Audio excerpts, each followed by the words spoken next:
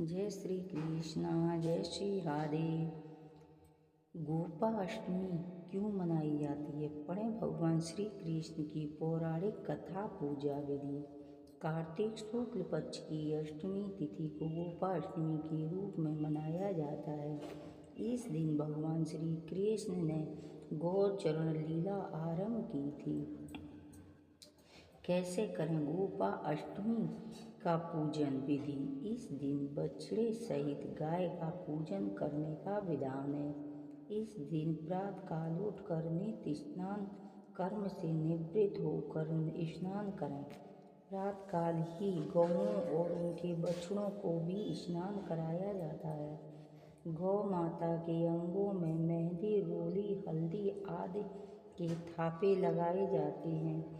गायों को सजाया जाता है। प्रातःकाल ही धूप, दीप, पुष्प, अक्षत, रोली, गुड़, जलेबी, वस्त्र आदि जल से गौ माता की पूजा की जाती है और आरती उतारी जाती है। पूजन के बाद गौ ग्रास निकाला जाता है। गौ माता की परिक्रमा की जाती है। परिक्रमा के बाद गौ के साथ कुछ दूर तक चला जाता है। श्री कृष्ण की गौचरण लीला की पौराणिक कथा। भगवान ने जब छठे वर्ष की आयु में प्रवेश किया था, तब एक दिन भगवान माता यशोदा से बोली, मैया अब हम बड़े हो गए हैं। मैया यशोदा बोली, अच्छा लल्ला, अब तुम बड़े हो गए हो तो बताओ क्या करोगे?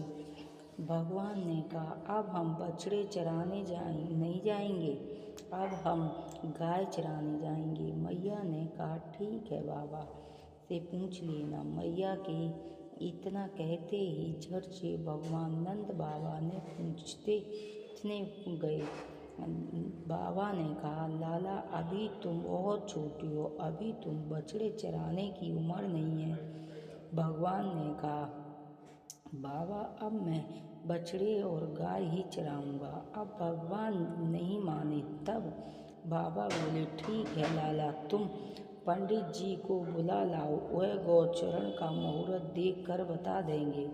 बाबा की यह बात सुनकर भगवान झट से पंडित जी के पास पहुँचे और बोले, पंडित जी, आपको बाबा ने बुलाया है, गौचरण का मुहूर्त देखना है। आज आप की शुभ मुहूर्त बता देना, आपको बहुत सारा माखन दूंगा। पंडित जी नंद बाबा के पास पहुँचे और बार बार पंचांग देखकर गणना करने।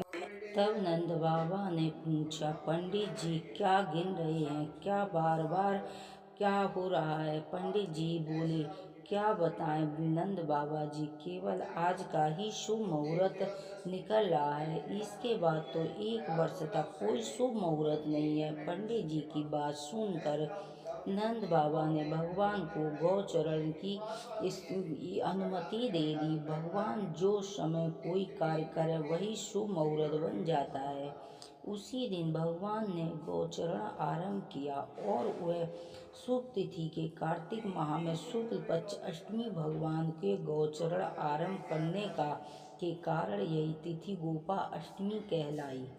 माता यशोदा ने अपने लल्ला के श्रृंगार किया और जैसे ही पैरों में जूतियां पहनाने लगी तो लल्ला ने मना कर दिया और बोले, मैया, यदि मेरी गौएं जूतियां नहीं पहनती हैं तो मैं भी कैसे पहन सकता हूँ? यदि पहना सकती हो तो उन्हें भी, सभी को भी जूतियां पहना दो। और भगवान जब तक वृंदावन में रहे तब तक भगवान ने नंगे पैरों ही गाय को चराया। आगे आगे गाय, पीछे पीछे बांसुरी बजाते भगवान, उनके पीछे राम, बलराम और श्री कृष्ण यश का गान करते हुए ग्वाल बाल और इन सब प्रकार विहार करते हुए भगवान ने उन वन में प्रवेश किया। तब से भगवान की गौचरण लीला आरंभ हुई।